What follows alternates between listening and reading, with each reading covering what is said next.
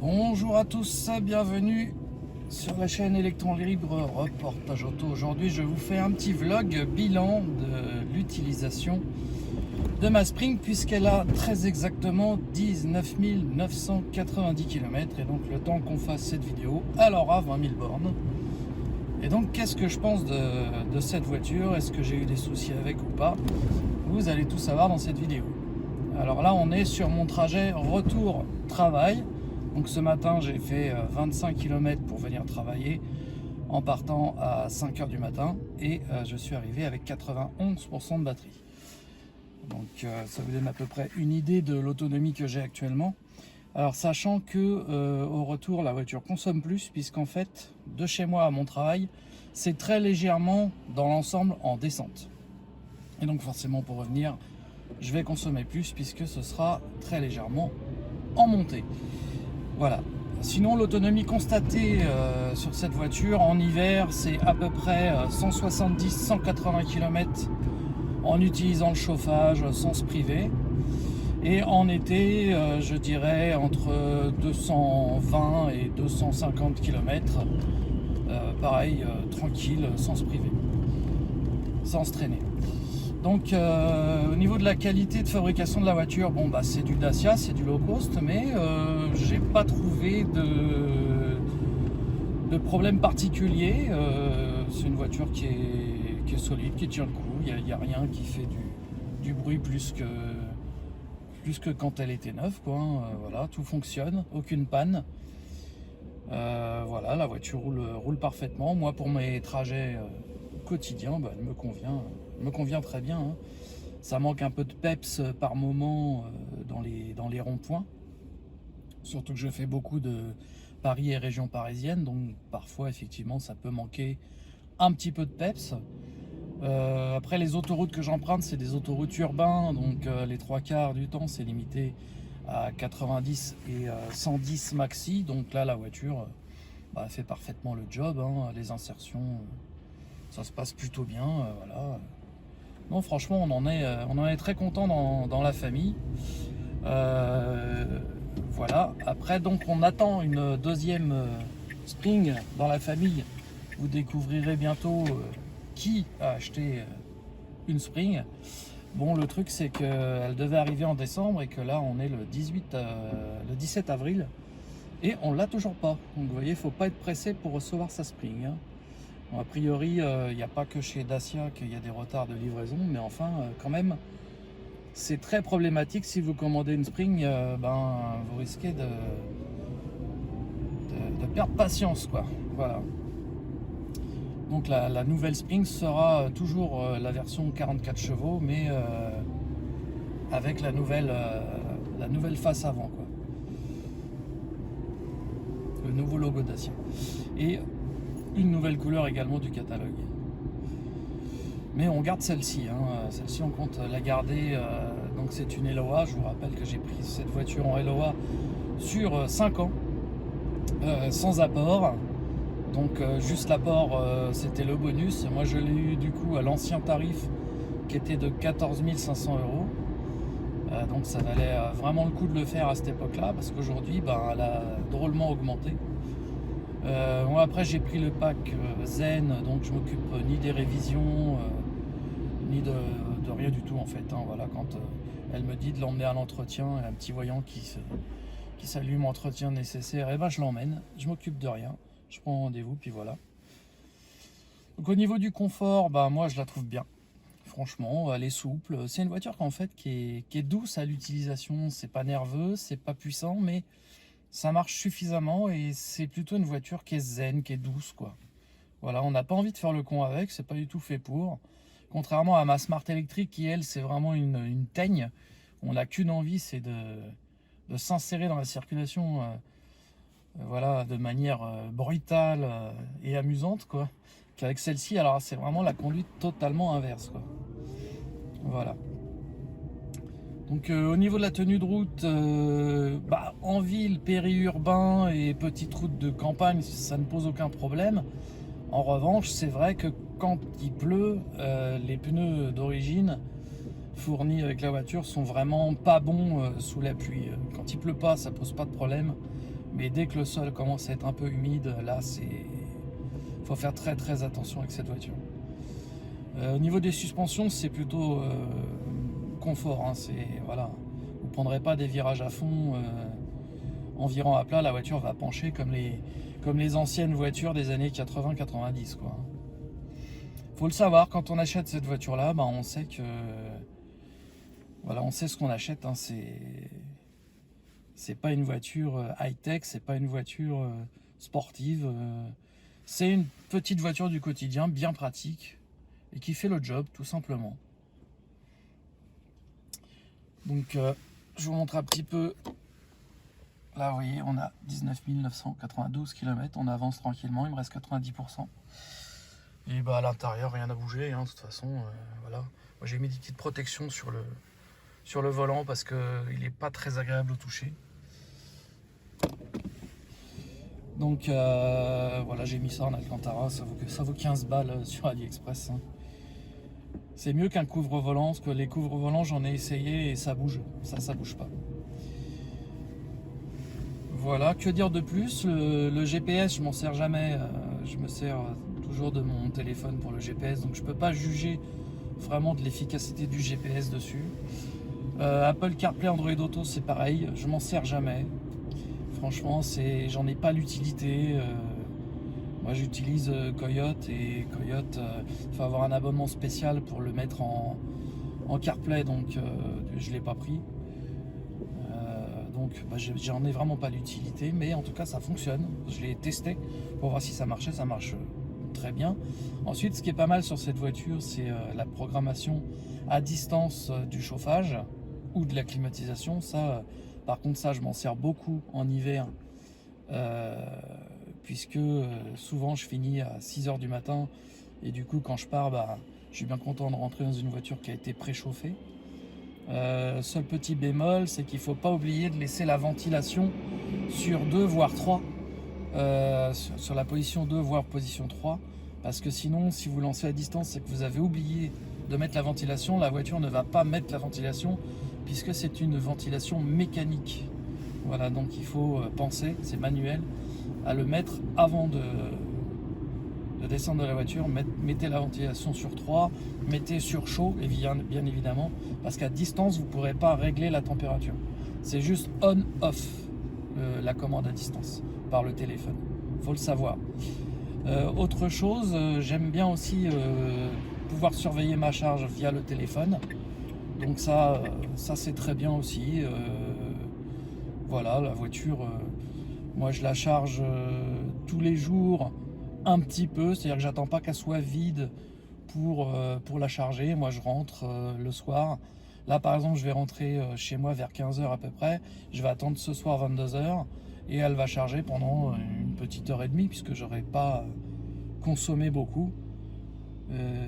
C'est mieux de faire comme ça parce que ça évite de faire surchauffer vos prises électriques à la maison. D'ailleurs, je vous conseille de mettre une prise renforcée parce que moi chez moi j'ai pas de prise renforcée et je m'aperçois là qu'elle a chauffé quand même. Il va falloir que je la change, la prise, pour en mettre une renforcée parce que je n'utilise pas le chargeur d'origine qui est un 8-10 ampères je crois. Moi j'utilise un 16 ampères, donc forcément sur une prise classique le 16 ampères va charger vite mais va faire chauffer la prise et c'est pas bon du tout. Le câblage derrière il est bon, il est assez conséquent, mais la prise en elle-même il faut que je la change. Voilà, sachez-le, si vous achetez un chargeur autre que le chargeur d'origine, pensez à mettre une prise renforcée. Avec le chargeur d'origine vous n'en aurez pas besoin. Que dire de plus? Écoutez, on va prendre un petit bout de périph, puis vous verrez que pour s'insérer, ça pose aucun problème. Moi, je me sens bien dans cette voiture, je suis bien installé, c'est une voiture qui est calme, qui est silencieuse, qui est agréable en fait. Le bilan est très bon, moi je regrette pas en tout cas de l'avoir pris. Cette voiture, ça fait 1 an et demi que je la possède. J'ai un forfait donc de LOA de 15 000 km par an et ça correspond tout à fait aux kilomètres que je fais, donc déjà je me suis pas trompé. Moi je paye donc sans avoir mis d'apport et en ayant le pack Zen, je paye 224 € par mois, ce qui n'est pas une somme astronomique, hein. Et au niveau de l'électricité, bon bah moi je vous l'avais déjà expliqué dans une précédente vidéo, j'ai le forfait Tempo, donc en général une recharge la nuit me coûte à peu près 2,50 €, 3 €, et la journée ça me coûte à peu près 5 balles maximum. Donc par mois, comptez 25 € à 30 € maximum d'électricité, donc c'est vraiment pas la ruine. L'entretien, je m'en occupe pas, mais si je m'en occupais, de toute façon, c'est pas excessif chez Renault. Je crois que la première révision elle est à 75 €, les autres révisions, il y en a qui sont un petit peu plus chères, mais ça reste, voilà, ça reste raisonnable. Contrairement à Smart, où là les révisions, et je vous parle même pas de Peugeot qui est encore pire.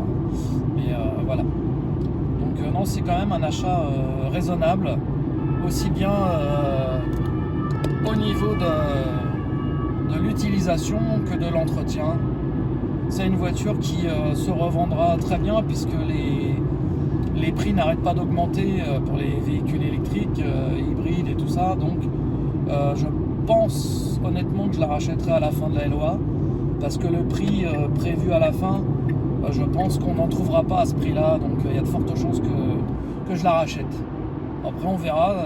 Dans 5 ans, on en reparlera bien évidemment, puisqu'il faudra voir comment elle a tenu dans le temps et si elle me convient toujours.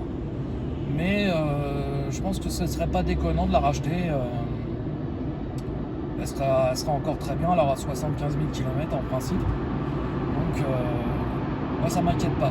J'ai pas noté d'usure de batterie, j'ai toujours la même autonomie qu'au début. Alors il faut savoir que pour ceux qui ont des springs, souvent on voit l'autonomie baisser dans la théorie. Par exemple là, moi avec 88% de batterie, elle m'annonce 165 km d'autonomie, ce qui peut paraître pas beaucoup comparé à ce qu'elle va faire en réalité. Mais c'est tout simplement qu'il ne faut pas oublier de remettre à zéro le compteur journalier qui va vous donner la véritable autonomie théorique que vous pouvez avoir. Bien sûr, vous pouvez faire plus ou moins que ce qu'elle indique, suivant la manière dont vous allez conduire, les conditions climatiques, les routes que vous allez emprunter. Voilà, ça change tout. Mais en général, quand vous remettez votre compteur journalier à zéro, elle doit vous afficher environ 220 km d'autonomie, quelque chose comme ça. 229, je crois bien. Là, je ne l'ai pas fait aujourd'hui, mais en principe, c'est ça qu'elle vous affiche. Mais tout ça, c'est de la théorie. La vraie autonomie, c'est la façon dont vous allez conduire, les routes que vous allez emprunter, la météo, tout ça, ça joue. Le chauffage, par exemple, quand il fait entre 10 et 15 degrés, si vous mettez un petit peu de chauffage, vous aurez exactement la même autonomie que si vous n'avez pas mis, ça va jouer à 2-3%. Par contre, dès qu'on est en dessous de zéro, alors là, ça consomme beaucoup. Là, vous enlevez facilement 20% d'autonomie en moins si vous utilisez le chauffage l'hiver quand il gèle.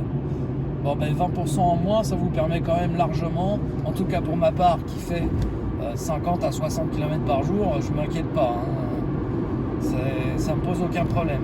Mais c'est vrai que c'est à savoir que vous n'aurez pas les 200 km d'autonomie en hiver, ça c'est sûr.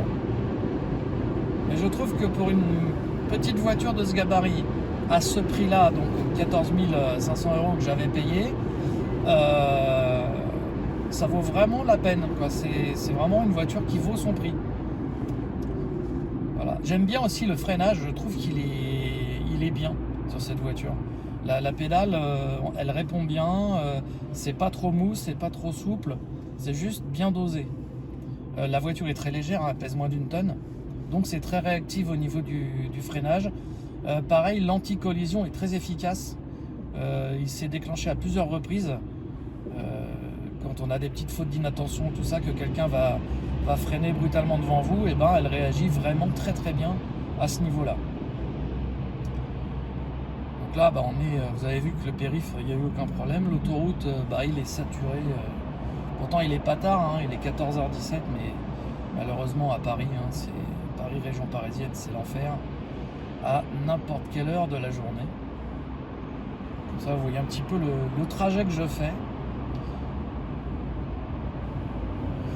Et donc oui, c'est vraiment très emmerdant la deuxième Dacia là, qui a été commandée. C'est vraiment très emmerdant parce que la voiture qui devait être reprise en décembre, et ben, du coup maintenant il y a le contrôle technique à passer, alors qu'à l'époque il n'y avait pas le contrôle technique. Mais dû au retard, il y a le contrôle technique à passer. Et donc ça bah, c'est eux qui vont le payer. Il est hors de question de le payer alors que ça ne devait pas se faire. Et puis voilà quoi, les délais sont incroyables. La voiture est arrivée, bon, déjà en retard parce qu'on devait l'avoir en décembre, mais elle est arrivée le 23 janvier. Mais elle est bloquée depuis le 23 janvier au port du Havre, quoi. Donc c'est incroyable, quoi. Et quand on demande, bah, ils savent pas. Chez Renault, ils sont paumés. On devait l'avoir la semaine dernière. Pour tout vous dire, on devait être livré jeudi dernier. Et ils nous ont appelé pour nous dire bah non, la voiture est pas là. Donc vraiment là c'est... Alors c'est emmerdant pour eux j'imagine aussi, mais pour le client ça donne vraiment une mauvaise image. Et vraiment, je le répète, il n'y a pas que Dacia qui est emmerdé avec ça, mais là pour le coup, j'ai pu lire et discuter un peu avec certains d'entre vous. Je ne suis pas le seul dans ce cas. Et, les promesses ne sont pas tenues, les promesses de livraison ne sont absolument pas tenues. Donc ça c'est emmerdant. Maintenant, bon, bah, il faut prendre son mal en patience, ne surtout pas annuler la commande parce que moi, cette voiture-là a été commandée en octobre et donc le prix a augmenté juste après. Donc si j'annule ma commande, bah, c'est 1 500 € de plus. Et en plus de ça, la reprise du véhicule, elle a été actée à un bon prix. Et si j'annulais, eh ben, il faudrait renégocier la reprise du véhicule. Donc il est hors de question d'annuler. Donc évidemment, on attendra le temps qu'il faudra. Mais on aura cette Dacia. Hein. Quoi qu'il arrive, on aura cette voiture-là. Et vous aurez droit donc à une présentation avec un comparatif des deux voitures. Alors, techniquement parlant, c'est les mêmes. Mais esthétiquement parlant, on fera un petit peu le jeu des 7 erreurs, comme on dit. Alors, ça a coupé. Voilà, donc là, on est toujours sur l'autoroute. Cette fois-ci, ça roule bien. Et on va passer les 20 000 km. Je vais essayer de vous filmer ça. Ben voilà, à l'instant, voilà. 20 000 km, ça y est. La voiture a 20 000 bornes. Bon, bah écoutez, vraiment très content de cette voiture. Il n'y a pas de souci. Pourvu que ça dure.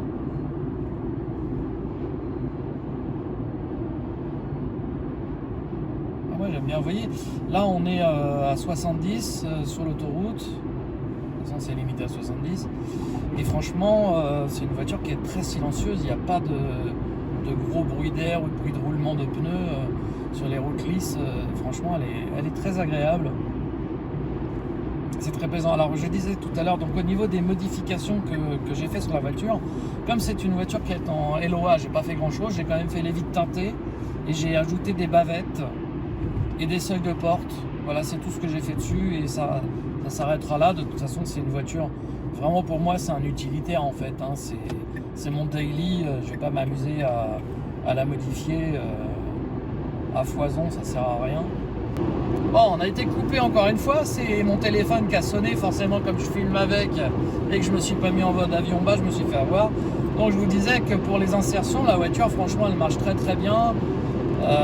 Moi j'ai pas de difficulté particulière sur l'autoroute, c'est vraiment dans les ronds-points quand il faut s'insérer que là il en manque un peu. C'est le seul vraiment gros reproche qu'on pourrait lui faire. Je serais très curieux d'essayer la version 65 chevaux là, qui sort hein, pour voir la différence, parce que avec 44 chevaux ça marche correctement, mais avec 65 ça doit vraiment être sympa. D'ailleurs, je l'avais dit lors de mon premier essai qu'il lui manquait 20 chevaux à cette voiture. C'est à croire que j'ai été entendu. Mais et j'ai entendu dire aussi qu'il existe des sociétés qui reprogramment les voitures électriques et qui peuvent du coup booster la puissance de la spring. Chose que je ne ferai absolument pas, mais ça peut se faire. Ce qui veut dire que, est-ce que Renault a tout simplement débridé son moteur ou est-ce qu'ils ont mis un moteur différent? C'est une bonne question. Parce que, à mon avis, ce moteur-là peut donner beaucoup plus que 44 chevaux, il doit être juste bridé. Et Donc ça se reprogramme. Ça existait déjà d'ailleurs avec le Renault Twizy qu'on pouvait débrider en vitesse de pointe et en nervosité. Donc on peut parfaitement reprogrammer une voiture électrique. Bon, bien sûr, il ne faut pas faire n'importe quoi non plus parce que les freins vont plus être adaptés à trop de chevaux, mais je veux dire, rajouter un petit peu de couple, ça peut être sympa. Reprogrammer par exemple le couple à bas régime, ça, si c'était faisable, ouais, ce serait un truc à faire parce que c'est vraiment le défaut qu'elle a, un manque de couple à bas régime. Au niveau de la sono, j'ai rien touché parce que en fait moi j'écoute pas la musique à fond dedans, j'écoute juste de la musique et les informations quand je vais travailler, parce que sinon si je mets trop fort je vais arriver au boulot avec un mal de crâne. Donc j'ai pas jugé utile de changer la sono qui est tout juste correcte, quoi, on va dire. Voilà, pour écouter la radio et un peu de musique, ça suffit. C'est pas qualitatif, mais on va dire que c'est pas non plus ultra pourri, quoi. Ça suffit pour écouter au quotidien. Maintenant, c'est sûr que si vous voulez mettre le son à fond, écouter des gros boom boom, ça va pas être la sono idéale, ça c'est certain. Voilà ce qu'on pouvait dire sur cette voiture. Donc au niveau autonomie, là, il me reste 158 km d'autonomie, il fait 11 degrés dehors, et je suis à 84% de batterie. Je suis arrivé à Villemomble, donc je suis à peu près à 7-8 km de chez moi, donc vous voyez, ça va. Hein. L'autonomie est bonne. Ce matin, j'ai mis le chauffage parce qu'il faisait vraiment frais. Là, il fait 11 degrés, mais le temps est clair, donc j'ai pas froid, j'ai pas mis le chauffage, j'ai pas eu besoin de le mettre là pour le coup. Donc forcément, sans chauffage, bah oui, la voiture là, elle consomme vraiment pas beaucoup, quoi. Au niveau des reprises, quand la voiture est déjà lancée à 30 km/h, par contre ça c'est très bon. Pour s'insérer, là franchement la voiture, elle est très bien pour s'insérer, pour dépasser en ville et tout.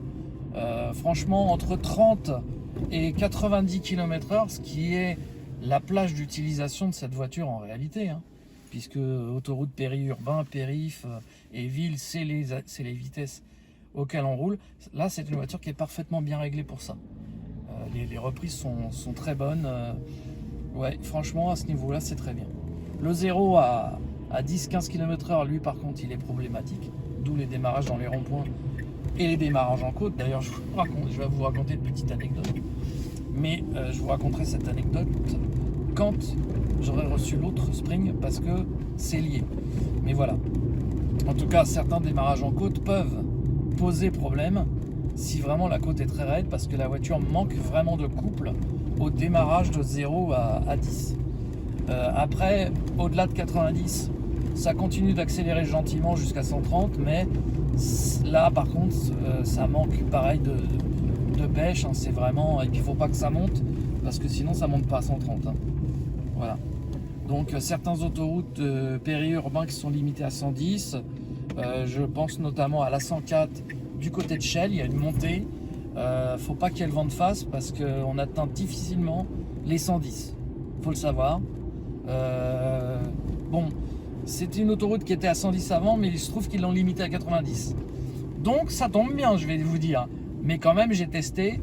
Voilà, quand on veut doubler un camion qui roule à 80, on va le doubler à 100. On va pas le doubler à 110. Hein, et après, on se recalera à 90. Voilà. C'est des choses à savoir. C'est pas une voiture puissante. C'est une voiture vraiment pour la ville et pour la campagne. Pour les petites routes de campagne, elle est parfaite. Mais c'est pas une voiture d'autoroute. C'est pas une voiture qui va vous donner ce que peut vous donner en général une voiture électrique avec sa nervosité, son couple. Là, celle-ci, elle est plus proche d'une voiture thermique au niveau des réactions, mais sans les à-coups de boîte de vitesse, avec la souplesse de l'électrique, mais pas la puissance d'une électrique. On pourrait comparer ça à la souplesse d'une Toyota Yaris hybride par exemple. Voilà, ça fait pas beaucoup de chevaux, je parle des anciennes, hein, pas les nouvelles, où ça fait pas beaucoup de chevaux, mais par contre il y en a suffisamment et c'est très souple. C'est un peu ça, c'est un peu le concept.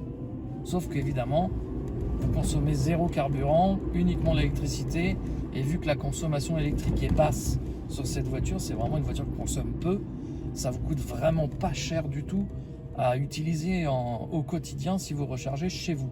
Par contre, si vous rechargez sur les bornes publiques, là, ça revient très cher. Il faut le savoir, une voiture électrique, il faut vraiment privilégier la recharge soit à domicile, soit au travail, parce que dès que vous utilisez les bornes publiques, suivant les opérateurs, c'est vraiment de l'arnaque. Moi, je n'appelle pas ça autrement. Clairement, c'est super cher. Donc voilà, sachez-le. Si vous rêvez d'une voiture électrique, parce que oui, il y a des gens qui rêvent d'avoir une voiture électrique, même si moi j'ai rien contre le thermique.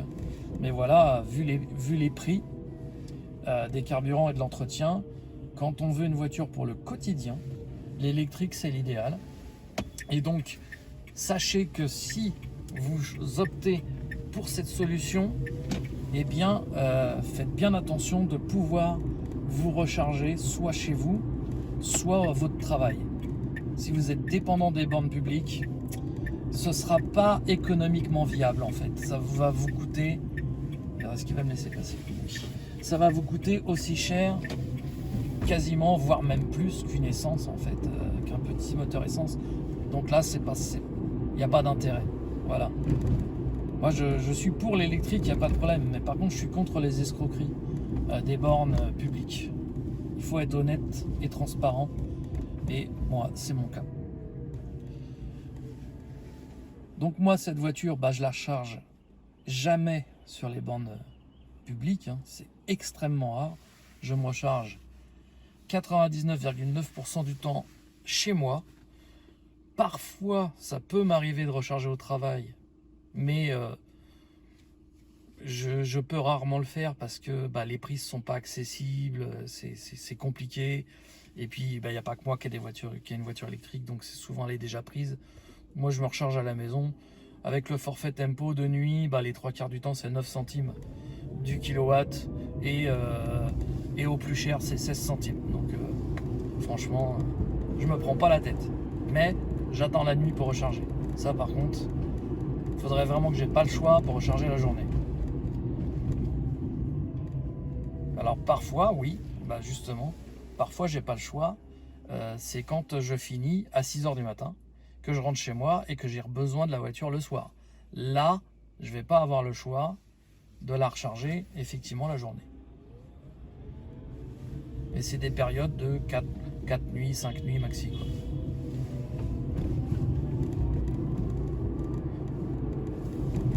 Il faut savoir que la nuit, l'électricité est moins chère puisque c'est de l'électricité en surproduction que si on n'utilise pas, elle est perdue en fait.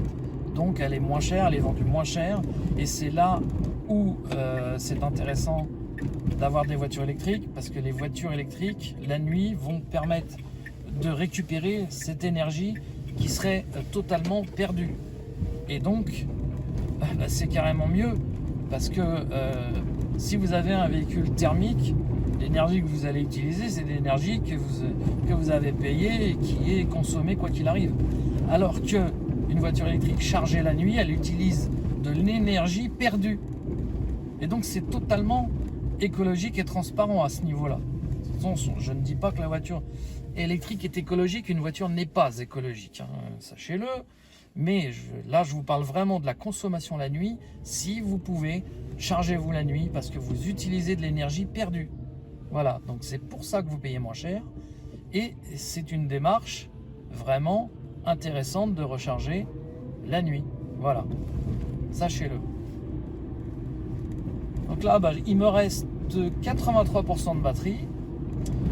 On est à 20 006 km, ça veut dire que j'ai fait 16 km. Donc il m'en reste à peu près 8 ou 9 pour aller chez moi. Il a du mal à avancer, lui, devant. Là. Et voilà. Donc je pense que je vais arriver chez moi avec environ 79% de batterie. Ce qui veut dire qu'en tout, mon aller-retour m'aura coûté environ 20%. Mais, comme je vous le disais, ça m'a coûté à peu près 8% à l'aller et 14 au retour. Vous voyez que ça consomme beaucoup plus. 12 au retour. Ça consomme plus, ça me consomme 4% de plus au retour parce que en fait ça monte. De mon travail à chez moi, le dénivelé est montant, alors que pour aller au travail, le dénivelé est descendant. Et d'ailleurs, je crois que mon record, c'est d'être arrivé, donc j'avais pas besoin de chauffage, il faisait bon, c'est d'être arrivé au boulot en n'ayant bouffé que 6% de batterie. Et là, c'est vraiment, ça consomme rien, quoi. C'est-à-dire que là, c'est assez incroyable. Là, en gros, un aller-retour au boulot, ça me coûte 20% de 3 euros. Voilà. C'est vous dire que c'est vraiment ultra économique, aussi bien à l'usage que même à l'achat d'ailleurs, parce que la voiture, à 14 500 euros quand je l'ai eu, c'est le prix d'une citadine à 2000 euros près. C'est le prix qu'on achète une citadine neuve et qu'on utilise pour le quotidien en ville. Voilà, quelqu'un qui achète une citadine, c'est pas pour partir en vacances.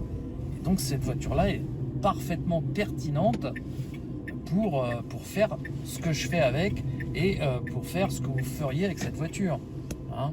Malgré qu'on a pu vous montrer dans notre road trip avec Jean-Jacques qu'on peut aussi voyager avec, mais c'est pure folie. C'est pas une voiture faite pour ça, on ne l'achète pas pour ça, mais quelqu'un qui a vraiment pas le choix, qui veut quand même une électrique, qui veut pas mettre cher, cette voiture est quand même capable de vous emmener où vous avez besoin d'aller grâce, attention je le répète, prenez l'option combo CCS qui vous permettra de la recharger, notamment sur les superchargeurs Tesla, car cette voiture est parfaitement compatible avec les chargeurs Tesla, étant donné que la prise est à l'avant de la voiture.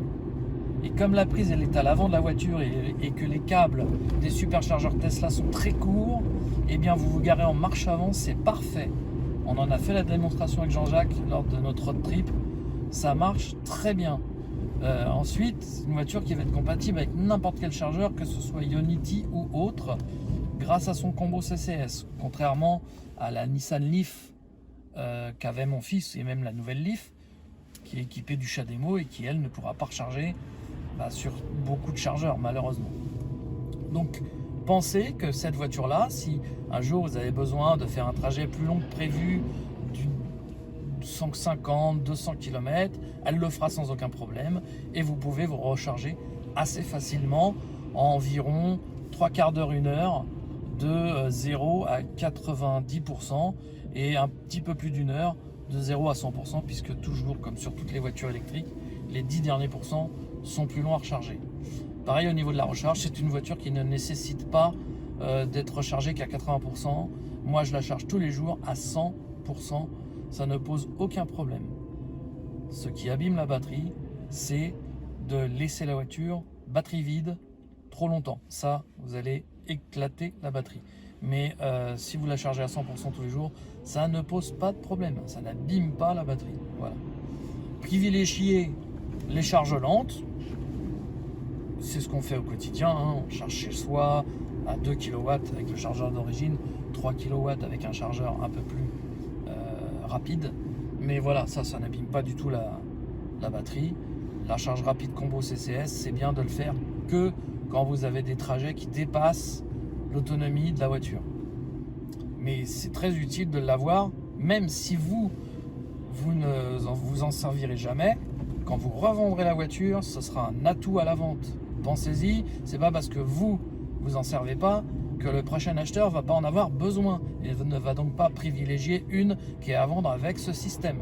Donc, comme ce système vaut 600 balles, il faut surtout le prendre d'office. Ça, c'est très important.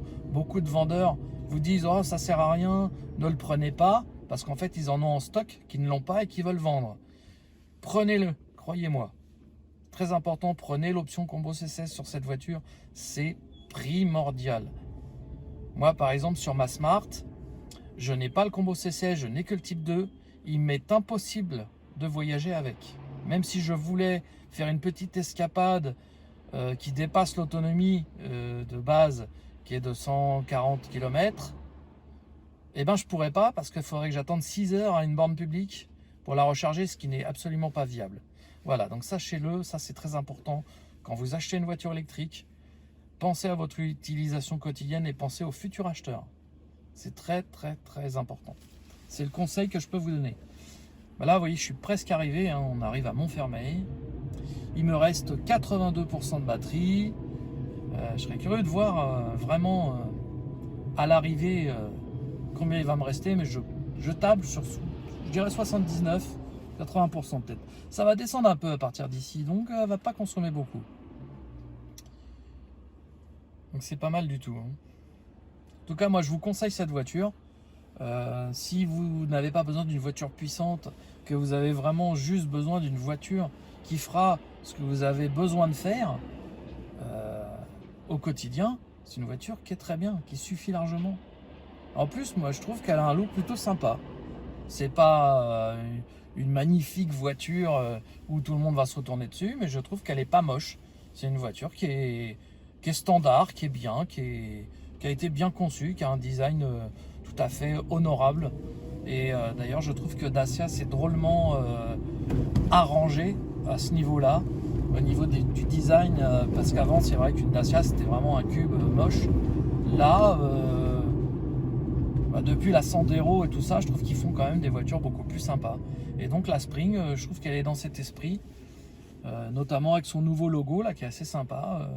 Moi personnellement, j'aime aussi bien l'ancien que le nouveau logo. La nouvelle ou l'ancienne Spring, ça me dérange pas spécialement. Mais voilà quoi, c'est une voiture qui est vraiment attachante. En fait, il faut la conduire longtemps. Il ne faut pas juste faire un essai pour comprendre vraiment l'utilité de cette voiture. C'est vraiment. Après, il ne faut pas la comparer à une voiture électrique de style Nissan Leaf ou autre. Hein. C'est pas du tout la même gamme de voitures. Mais moi qui ai possédé par exemple une Peugeot Ion et une C0, j'ai possédé les deux. Là, je peux vraiment comparer. C'est le jour et la nuit. C'est-à-dire que autant la C0, la Peugeot Ion va être plus puissante, ça c'est vrai, elle va être un peu plus amusante à conduire. Autant la finition n'est pas meilleure sur la C0, c'était pareil, les mêmes plastiques, c'était vraiment pas terrible. Et l'autonomie était vraiment ridicule, là où celle-ci a vraiment une autonomie, je dirais presque 3 fois supérieure, surtout en hiver, à une Peugeot Ion ou une Citroën C0. Hein. Et même par rapport à ma Smart, moi en hiver avec ma Smart, je fais entre 70 et 80 km, alors qu'avec celle-là, j'en fais 180. C'est le jour et la nuit. Au niveau du confort, c'est pareil. Ma Smart, je m'amuse comme un petit fou avec, j'adore cette voiture.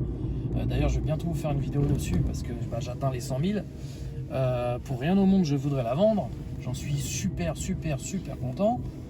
Mais c'est un tape-cul, c'est un bout de bois. En ville, quand on prend les dos d'âne comme je viens de le passer là, on le sent bien passer.